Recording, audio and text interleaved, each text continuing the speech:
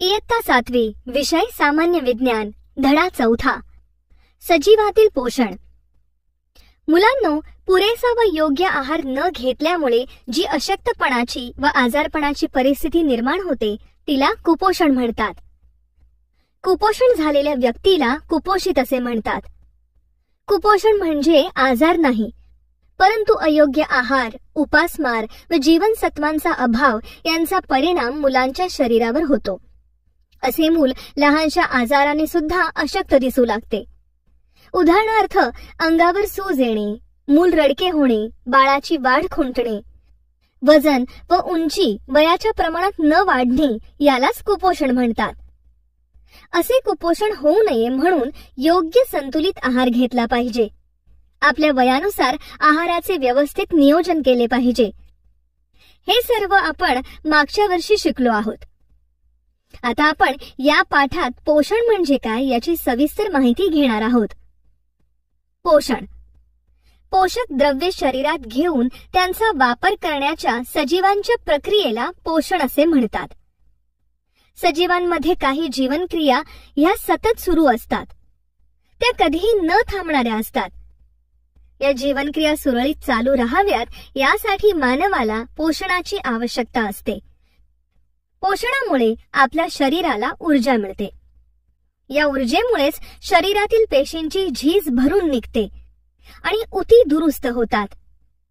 या ऊर्जेमुळे शरीरात रोगप्रतिकार शक्ती निर्माण होऊन शरीराचे रोगांपासून संरक्षण होते.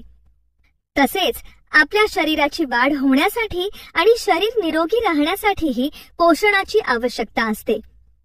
हे पोषण आपल्याला योग्य अन्नपदार्थातून मिळते. ज्या पदार्थांचे पचन आणि सात्मीकरण होऊन ऊर्जा प्राप्त होते त्या पदार्थांनाच अन्नपदार्थ असे म्हणतात. पोषक द्रव्ये. अन्न पदार्थ आपल्या शरीराला विविध प्रकारचे अन्न घटक पुरवतात. हे अन्न घटक म्हणजेच पोषक द्रव्ये होत. पोषक द्रव्यांचे बृहत पोषक द्रव्ये आणि सूक्ष्म पोषक द्रव्ये अशा 2 गटात वर्गीकरण करता येते. बृहत पोषक द्रव्ये. बृहत म्हणजे व्यापक किंवा जास्त प्रमाण असलेले. ज्या पदार्थांची शरीराला खूप जास्त प्रमाणात आवश्यकता असते त्या पदार्थांना बृहत पोषक द्रव्ये असे म्हणतात. उदाहरणार्थ, कर्बोदके, स्निग्ध पदार्थ आणि प्रथिने. सूक्ष्म पोषक द्रव्ये. सूक्ष्म म्हणजे छोट्या प्रमाणावरचे. ज्या पदार्थाची शरीराला खूप कमी प्रमाणात आवश्यकता असते त्या पदार्थांना सूक्ष्म पोषक द्रव्ये असे म्हणतात. तर खनिजे, क्षार आणि जीवनसत्वे यांची शरीराला अल्प प्रमाणात आवश्यकता असते. आपण 2 प्रकारची पोषक द्रव्ये पाहिली. तशाच पोषणाच्याही 2 पद्धती आहेत. कोणत्या ते पहा. स्वयंपोषण. काही सजीव स्वतःचे अन्न स्वतः तयार करून स्वतःचे पोषण त्यातून करतात तेव्हा या पोषण पद्धतीला स्वयंपोषण म्हणतात. उदाहरणार्थ, वनस्पती स्वतःचे अन्न स्वतः तयार करतात. परपोषण. काही सजीव अन्नासाठी इतर सजीवांवर म्हणजेच वनस्पती किंवा प्राणी यावर अवलंबून राहून स्वतःचे पोषण करतात. या पोषण पद्धतीला परपोषण म्हणतात. उदाहरणार्थ, शेळी ही वनस्पतीचा पाला खाते तर साप हा उंदीर खातो. मुलांनो, आता आपण स्वयंपोषी वनस्पतींविषयी माहिती जाणून घेऊया. स्वयंपोषी वनस्पती. वनस्पतींना निरनिराळ्या शरीर क्रियांसाठी आणि वाढीसाठी अन्नाची गरज लागते. हे अन्न वनस्पती स्वतः तयार करतात, म्हणून त्यांना स्वयंपोषी वनस्पती असे म्हणतात. हे अन्न त्या प्रकाश संश्लेषण क्रियेतून तयार करतात. प्रकाश संश्लेषण म्हणजे जमिनीतील पाणी, पोषक तत्वे आणि हवेतील कार्बन डायऑक्साईडचा उपयोग करून हरितद्रव्य व सूर्यप्रकाशाच्या सहाय्याने वनस्पतींनी स्वतःचे अन्न पानांमध्ये स्वतः तयार करणे. मुलांनो, प्रकाश संश्लेषणाच्या प्रक्रियेतून वनस्पती स्वतःचे अन्न स्वतः कसे तयार करतात ते आता आपण पाहूया. ही आकृती पहा. या आकृतीमध्ये वनस्पती अन्न तयार करण्यासाठी जमिनीतील पाणी, पोषक तत्वे तसेच कार्बन डायऑक्साईड, पानातील हरितद्रव्ये व सूर्यप्रकाश यांची मदत घेताना आपल्याला दिसत आहेत. मुलांनो, या दिलेल्या रेणुसूत्रातून आपल्याला वनस्पतींची अन्न तयार करण्याची प्रक्रिया अधिक स्पष्ट होईल. कार्बन डायऑक्साईड अधिक पाणी प्रकाश ऊर्जा अन्न म्हणजेच ग्लुकोज अधिक ऑक्सिजन. 6CO2 अधिक 6H2O हरितद्रव्य C6H12O6 अधिक 6O2. प्रकाश संश्लेषण प्रक्रियेत ऊर्जेची रूपांतरणे होतात. यात प्रकाश ऊर्जेचे रूपांतर रासायनिक ऊर्जेत होऊन ती ऊर्जा अन्नाच्या स्वरूपात साठवून ठेवली जाते. जमिनीतून पाणी, खनिजे व क्षार शोषण्याचे कार्य मूळ करते. खोडामार्फत हे पाणी व क्षार पानांपर्यंत पोहोचतात. हवेतील कार्बन डायऑक्साईड म्हणजेच CO2 पानांवर असणाऱ्या सूक्ष्म छिद्रांद्वारे म्हणजेच पर्णरंध्रांद्वारे आत जातो. पानांमधील हरित लवकात हरितद्रव्य असते. हे हरितद्रव्य सूर्यप्रकाश शोषून घेतात आणि त्यापासून अन्नपदार्थ तयार करतात. या प्रक्रियेत तयार होणारा ऑक्सिजन बाहेर वातावरणात सोडला जातो. वनस्पतींमध्ये प्रकाश संश्लेषणाची क्रिया केवळ पानातच होत नाही, तर हिरवे खोड, देठ यासारख्या इतर भागातही होते, कारण वनस्पतीच्या त्या भागात हरितद्रव्य असते. तर अशा प्रकारे वनस्पती प्रकाश संश्लेषण प्रक्रियेत स्वतःचे अन्न स्वतः तयार करतात. मुलांनो, आता आपण पिवळ्या, जांभळ्या तसेच तांबड्या रंगांच्या पानांमध्ये प्रकाश संश्लेषण क्रिया कशी होते ते पाहूया. रंगीत वनस्पतींमध्ये कॅरोटीनाइट, अँथोसायानिन आणि झॅन्थोफिल अशा प्रकारची रंगद्रव्ये असतात. कॅरोटीनाइट हे रंगद्रव्य सूर्यप्रकाशातला हिरवा व निळा रंग शोषून घेते. अँथोसायानिनमुळे वनस्पती जांभळ्या किंवा तांबड्या रंगाच्या दिसतात. ही रंगद्रव्ये जरी असली तरी त्या सर्व पानात हरितद्रव्य म्हणजेच क्लोरोफिल हे असतेच. केवळ या रंगद्रव्यांचे प्रमाण जास्त असल्याने ती पाने हिरवी भासत नाहीत. अशा पानांमध्ये प्रकाश संश्लेषण हरितद्रव्याच्याच मदतीने होते. पण बाकीची रंगद्रव्ये काही प्रमाणात सौर ऊर्जा शोषून हरितद्रव्याच्या रेणूंना देतात. तर अशा प्रकारे रंगीत पानांमध्ये अन्न निर्मिती होते. वनस्पतीतील वहन व्यवस्था. मुलांनो, वनस्पतीतील वहन व्यवस्था कशी असते ते आपण या प्रयोगाद्वारे पाहूया. यासाठी भोपळ्याच्या वेलीचा 2 ते 3 पानांसह एक तुकडा घ्या. त्याचा खोडाचा भाग चाकूने कापून घ्या. आता एक चंचू पात्र घेऊन त्यात पाणी टाका. या पाण्यामध्ये शाईचे 7 ते 8 थेंब टाका. हा वेल शाईच्या पाण्यात उभा ठेवा आणि त्याचे नियमित निरीक्षण करा. मुलांनो, वनस्पतींमध्ये जलवाहिन्या आणि रसवाहिन्या अशा 2 वहन व्यवस्था असतात. यामध्ये मुळांकडून पाणी व क्षार वनस्पतीच्या वरील सर्व भागांकडे पोहोचवण्याचे कार्य जलवाहिन्या करतात. वनस्पतीच्या पानांमध्ये प्रकाश संश्लेषण क्रियेद्वारे अन्न तयार केले जाते. हे तयार झालेले अन्न म्हणजेच शर्करा व अन्य घटक वनस्पतीच्या इतर भागांकडे वापरण्यासाठी किंवा साठवण करण्यासाठी वाहून नेण्याचे कार्य रसवाहिन्या करतात. अशा प्रकारची वहन व्यवस्था वनस्पतीमध्ये असली तरी त्यांच्यामध्ये स्वतंत्र पचन संस्था किंवा उत्सर्जन संस्था नसते. रासायनिक संश्लेषण. मुलांनो, याआधी आपण वनस्पतीचे संश्लेषणाचे कार्य पाहिले. आता पुढे रासायनिक संश्लेषण म्हणजे काय, कोणत्या वनस्पती या क्रियेतून अन्न तयार करतात याविषयी माहिती घेऊया. ज्या क्रियेमध्ये कार्बन डायऑक्साईड, मिथेन व हायड्रोजन सल्फाइड अशा रासायनिक पदार्थांचा वापर करून त्यातून ऊर्जा घेतली जाते व अन्न निर्मिती केली जाते, त्या क्रियेला रासायनिक संश्लेषण असे म्हणतात. कोणतीही स्वयंपोषी वनस्पती या रासायनिक संश्लेषणातून अन्न निर्मिती करीत नाही. केवळ जीवाणू रासायनिक संश्लेषण करू शकतात. म्हणून ज्या ठिकाणी सूर्यप्रकाश पोहोचत नाही अशा ठिकाणी हे जीवाणू रासायनिक संश्लेषणातून अन्न निर्मिती करतात. वनस्पतींचे उत्सर्जन. मुलांनो, वनस्पती अन्न निर्मिती कशा करतात हे तर आपण पाहिले. आता त्या उत्सर्जन कशा करतात ते पाहू. तुम्हाला माहीतच आहे की उत्सर्जन म्हणजे निरुपयोगी पदार्थ बाहेर फेकणे. मुलांनो, मला सांगा की वनस्पती कोणकोणते पदार्थ उत्सर्जित करतात? बाई, वनस्पती डिंक, तेल, चीक हे पदार्थ उत्सर्जित करतात. अगदी बरोबर. वनस्पती हे पदार्थ उत्सर्जित करतात कारण त्यांच्यामध्ये उत्सर्जन संस्था नसते. त्यामुळे विसरण क्रियेने वायुरूप पदार्थ बाहेर सोडले जातात आणि हे टाकाऊ पदार्थ खोडाच्या सालीत किंवा जीर्ण जलवाहिन्यांमध्ये साठवले जातात. या पदार्थांचा वनस्पतींना काहीच उपयोग नसतो, म्हणून हे उत्सर्जन करून बाहेर टाकले जातात. नायट्रोजनचे स्थिरीकरण. मुलांनो, प्रकाश संश्लेषण क्रियेमध्ये वनस्पती कर्बोदके तयार करतात. कर्बोदके ही कार्बन, हायड्रोजन व ऑक्सिजन यापासून तयार होतात, तर प्रथिने ही कार्बन, हायड्रोजन, ऑक्सिजन व नायट्रोजन पासून बनतात. हवेमध्ये नायट्रोजन हा वायू रूपात असतो, परंतु वनस्पती वायू रूपामधील नायट्रोजन शोषून घेऊ शकत नाहीत. त्यासाठी त्यांचे संयुगात रूपांतर केले जाते. यालाच नायट्रोजनचे स्थिरीकरण असे म्हणतात. नायट्रोजनचे स्थिरीकरण 2 प्रकारांनी होते: जैविक स्थिरीकरण आणि वातावरणीय स्थिरीकरण. नायट्रोजनचे जैविक स्थिरीकरण. जेव्हा नायट्रोजनचे स्थिरीकरण सूक्ष्म जीव घडवून आणतात तेव्हा त्याला जैविक स्थिरीकरण असे म्हणतात.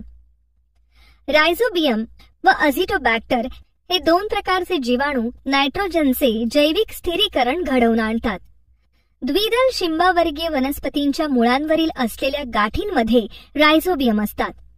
हे जीवाणू हवेतील नायट्रोजन शोषून घेतात व त्याचे संयुगात रूपांतर करतात. अझिटोबॅक्टर हे सूक्ष्मजीव मातीत राहून हवेतील नायट्रोजनचे त्यांच्या संयुगात रूपांतर करतात. नायट्रोजनचे वातावरणीय स्थिरीकरण. तुम्ही कधी पावसाळ्यात आकाशात वीज चमकताना पाहिली आहे का? हो बाई. ही वीज चमकल्यावर हवेमध्ये असणाऱ्या नायट्रोजन आणि ऑक्सिजन यांचा संयोग होतो व नायट्रिक ऍसिड तयार होते. त्याचे पुन्हा ऑक्सिडीकरण होऊन नायट्रोजन डायऑक्साईड बनते. हे नायट्रोजन डायऑक्साईड पावसाच्या पाण्यात विरघळते आणि त्याचे नायट्रिक आम्लात रूपांतर होते. हे आम्ल पावसाच्या पाण्याबरोबर जमिनीवर येते.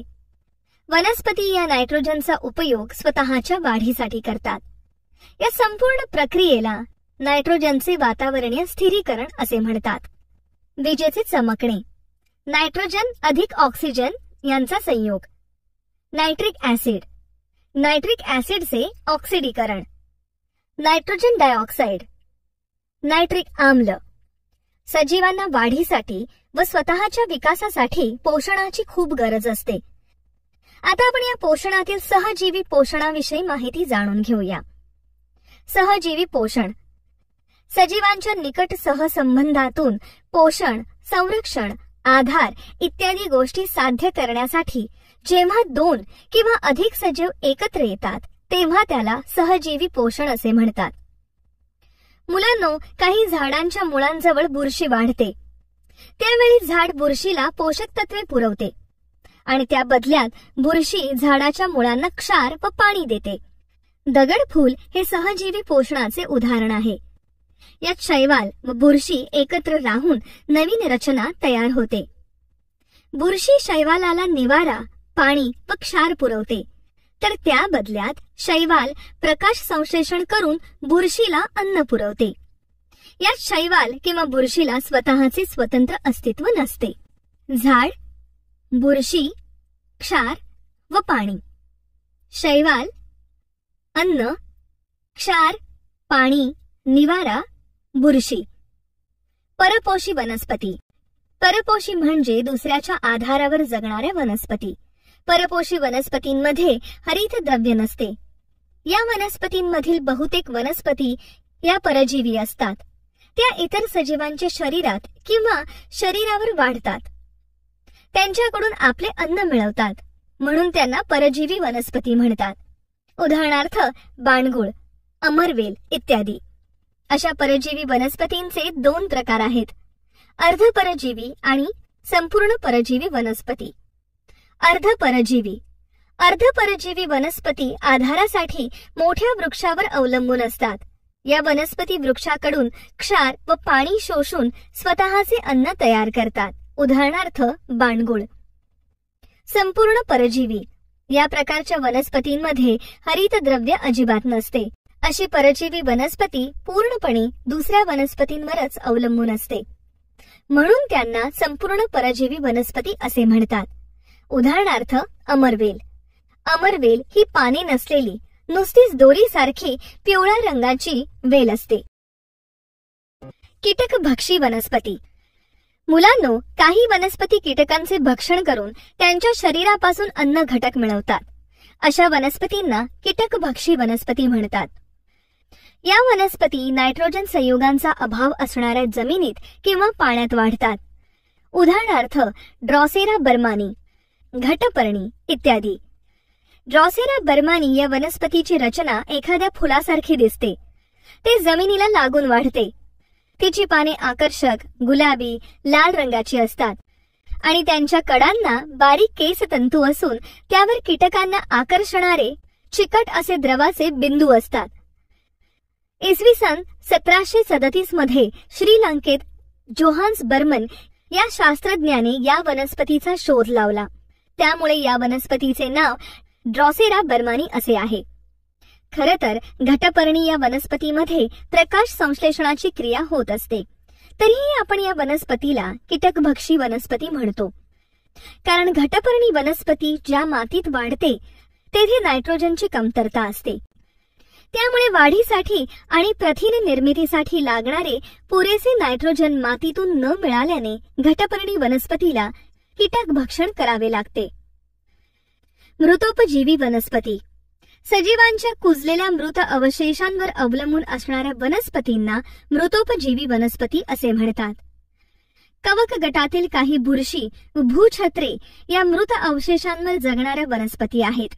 या मृत अवशेषांवर पाचक रस सोडतात आणि त्यातील कार्बनी पदार्थांचे विघटन करून त्यापासून तयार होणारे द्रावण शोषून घेतात आणि त्या द्रावणापासून पोषक द्रव्ये मिळवतात.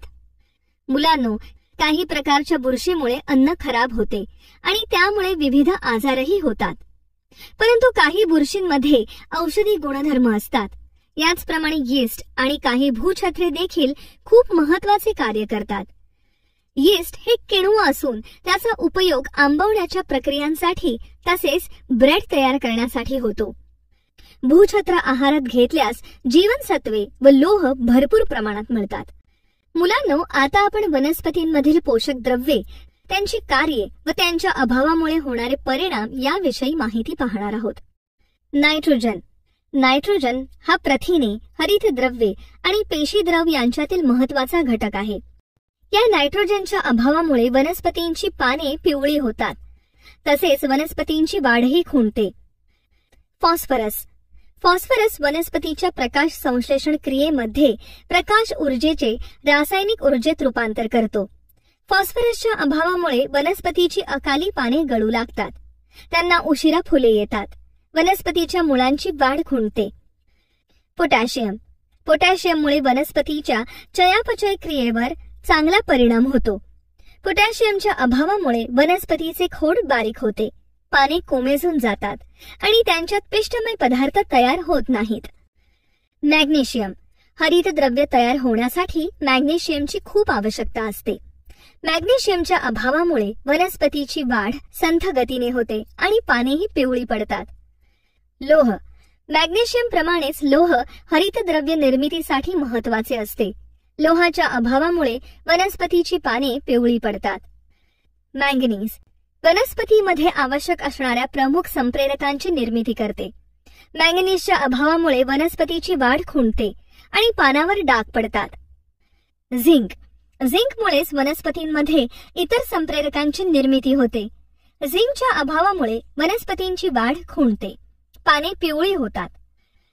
तर मुलांनो, अशा प्रकारे पोषक द्रव्यांचे कार्य आणि त्यांच्या अभावांचे परिणाम दिसून येतात. प्राण्यांमधील पोषण.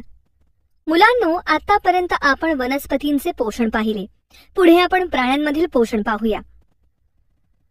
शरीराच्या सर्व क्रिया सुरळीतपणे होण्यासाठी आवश्यक असणारे घटक अन्नातून मिळतात. रक्ताद्वारे हे घटक शरीरातील सर्व भागांना पुरवले जातात. आपण खात असलेले अन्न जसेच्या तसे आपल्या रक्तात मिसळत नाही. खाल्लेल्या अन्नातून पचनक्रियेद्वारे विद्राव्य घटक तयार होतात आणि मगच ते रक्तात मिसळतात. शरीराला असणारी पोषक तत्वांची गरज, अन्नग्रहणाची पद्धत आणि त्यांचा शरीरात होणारा वापर या 3 गोष्टी प्राण्यांमधील पोषणाशी संबंधित असतात. प्राण्यांमधील पोषण हे अन्नग्रहण, पचन, शोषण, सात्मीकरण आणि उत्सर्जन या 5 टप्प्यांद्वारे होते. त्याची आपण अधिक माहिती घेऊया. अन्नग्रहण, इंजेशन.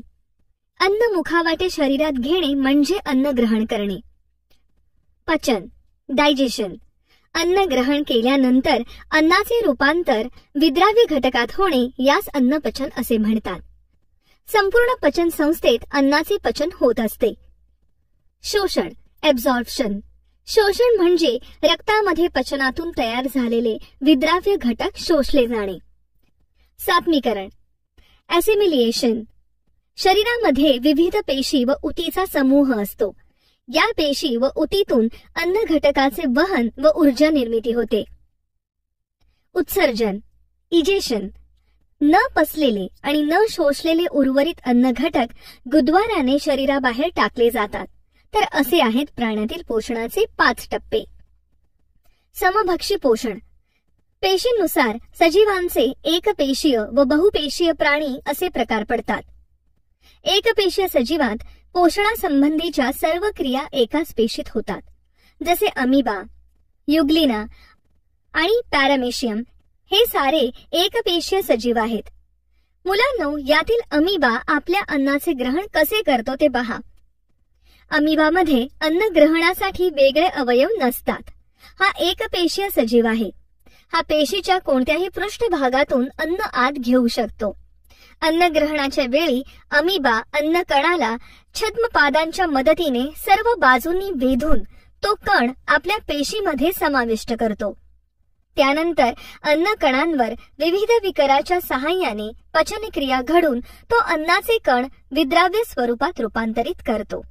नंतर छद्मपादांच्या सहाय्याने पुढे सरकताना अमिबा न पचलेला उरलेला भाग तेथेच मागे सोडून देतो. अशा प्रकारे तो आपल्या पोषणाचे कार्य करतो. बहुपेशीय प्राणी. बहुपेशीय प्राणी तोंडाने अन्न ग्रहण करतात. जसे कीटकांमध्ये अन्न ग्रहणासाठी मुखावयव असतात. झुरळ व नाकतोड्यांमध्ये कुरतडे असतात. कीटकांमध्ये जबड्यांसारखे मुखावयव असतात. फुलपाखरू फुलातील रस शोषते म्हणून त्यांना अन्न ग्रहणासाठी नळीसारखी सोंड असते. डास व ढेकूण यांना रक्त किंवा रस शोषण्यासाठी चूषक या सुईसारख्या मुखावयवाचा वापर करावा लागतो. तर गाय, बैल यासारखे सजीव गवत खाऊन नंतर ते त्याचे रवंथ करतात. तर अशा प्रकारे विविध बहुपेशीय प्राणी त्यांचे अन्न ग्रहण करतात. अन्न प्रकारांनुसार सजीवांचे वर्गीकरण. मुलांनो, प्राण्यांचे वर्गीकरण त्यांच्या अन्न प्रकारांनुसार शाकाहारी, मांसाहारी, मिश्राहारी प्राणी, स्वच्छताकर्मी आणि विघटक या प्रकारात होते. याची आपण आता सविस्तर माहिती घेऊ. अन्न प्रकारांनुसार सजीवांचे वर्गीकरण. शाकाहारी, मांसाहारी, मिश्राहारी प्राणी, स्वच्छताकर्मी, विघटक, मृतोपजीवी, परजीवी. शाकाहारी प्राणी. शाकाहारी प्राणी म्हणजे असे प्राणी जे अन्न म्हणून वनस्पती, गवत, बिया, फळे यांचा उपयोग करतात. उदाहरणार्थ, गाय गवताचा अन्न म्हणून उपयोग करते, तर शेळी पाला खाते. उंट झाडाची पाने खातो. माकड फळे, पाने, फुले खाते. मांसाहारी प्राणी. काही प्राणी हे अन्नासाठी दुसऱ्या प्राण्यांवर अवलंबून असतात. जे प्राणी इतर प्राण्यांचे मांस अन्न म्हणून ग्रहण करतात त्यांनाच मांसाहारी प्राणी म्हणतात. उदाहरणार्थ, वाघ, सिंह हे जंगलातील इतर प्राण्यांची शिकार करून आपले अन्न मिळवतात. तर बेडकासारखे मांसाहारी प्राणी कीटकांना मारून आपले अन्न मिळवतात. मिश्राहारी प्राणी. जे प्राणी अन्नासाठी वनस्पती आणि प्राणी या दोहोंवर अवलंबून असतात त्यांना मिश्राहारी प्राणी म्हणतात. जसे वानर, चिंपांझी, मानव इत्यादी प्राणी. अस्वल देखील मध, फुले, फळे खाते आणि वाळवीसारखे किडेही खाते. स्वच्छताकर्मी. आपल्या सभोवताली असे प्राणीही असतात जे स्वतःच्या अन्न ग्रहणासोबत पर्यावरण स्वच्छतेचे कामही करतात. म्हणून त्यांना स्वच्छताकर्मी प्राणी म्हणतात. असे प्राणी मृत प्राण्यांच्या शरीरापासून मिळणाऱ्या मांसाचा अन्न म्हणून उपयोग करतात. उदाहरणार्थ तरस, गिधाड, कावळे वगैरे प्राणी. विघटक. काही सूक्ष्मजीव हे मृत शरीराचे अवशेष तसेच काही पदार्थ कुजवून त्यापासून अन्न मिळवतात. अशा प्राण्यांना विघटक असे म्हणतात. मृत प्राण्याचे शरीर जमिनीत कुजल्यानंतर त्यावर जमिनीतील सूक्ष्मजीव जगत असतात. त्यामुळे या अशा नैसर्गिक पदार्थांच्या कुजण्याच्या प्रक्रियेतून सूक्ष्मजीवांचे पोषण होते. मृतोपजीवी पोषण. काही कीटक किंवा एकपेशीय सजीव हे मृत शरीरातील किंवा आजूबाजूच्या वातावरणातील द्रवरूप सेंद्रिय पदार्थांचे शोषण करून त्यांचा अन्न म्हणून वापर करतात. तेव्हा त्याला मृतोपजीवी पोषण असे म्हणतात. उदाहरणार्थ कोळी, मुंग्या, घरमाशा इत्यादी प्राणी. परजीवी पोषण. काही प्राणी हे इतर सजीवांवर अन्नासाठी अवलंबून असतात. ते त्यांच्याकडूनच अन्न प्राप्त करतात. यालाच प्राण्यांचे परजीवी पोषण म्हणतात. परजीवी पोषण हे 2 प्रकारचे आहे: बाह्य परजीवी पोषण आणि अंतःपरजीवी पोषण. बाह्य परजीवी पोषण. जर एखादा प्राणी इतर प्राण्यांच्या शरीराच्या पृष्ठभागावर राहून त्याचे रक्त शोषून त्याचा अन्न म्हणून वापर करीत असेल तर त्याला बाह्य परजीवी पोषण असे म्हणतात. उदाहरणार्थ उवा, गोचिड, ढेकूण, जळवा असे प्राणी कुत्रा व गोठ्यातील म्हैस अशा प्राण्यांच्या शरीरावर राहतात आणि ते त्याचे अन्न पोशिंद्याच्या रक्तावाटे मिळवतात. अंतःपरजीवी पोषण. जर एखादा प्राणी दुसऱ्या प्राण्याच्या शरीराच्या आतमध्ये राहून रक्ताद्वारे अन्नाचे अथवा प्रत्यक्ष अन्नाचे शोषण करीत असेल तर त्याला अंतःपरजीवी पोषण असे म्हणतात. उदाहरणार्थ पट्टकृमी, गोलकृमी असे जंत. पोटामध्ये झालेले हे जंत पोशिंद्याच्या पोटातील विद्राव्य अन्न घटकांपासून किंवा त्याच्या रक्ताद्वारे अन्न मिळवत असतात. मुलांनो, आतापर्यंत आपण बऱ्याच प्राण्यांची माहिती घेतली, पण आता काही विशेष प्राण्यांचीही थोडक्यात माहिती घेऊ. जसे अँट ईटर हा प्राणी मध्य व दक्षिण अमेरिका या देशांमध्ये आढळतो. तो मुंगी अस्वल या नावानेही ओळखला जातो. तसेच उदमांजर हा मुंग्या खाणारा प्राणी आहे. हा प्राणी आपल्या भारतात आढळून येतो. या पाठामध्ये आपण वनस्पती व प्राणी यांच्या पोषणाच्या विविध पद्धतींचा अभ्यास केला आहे. या सर्वांची माहिती आपण एका दृष्टिक्षेपात या तक्त्यात पाहू. पोषण. वनस्पती स्वयंपोषी, परपोषी, सहजीवी. कीटकभक्षी, मृतोपजीवी. प्राणी समभक्षी, परजीवी, मृतोपजीवी. बाह्य परजीवी, अंतःपरजीवी.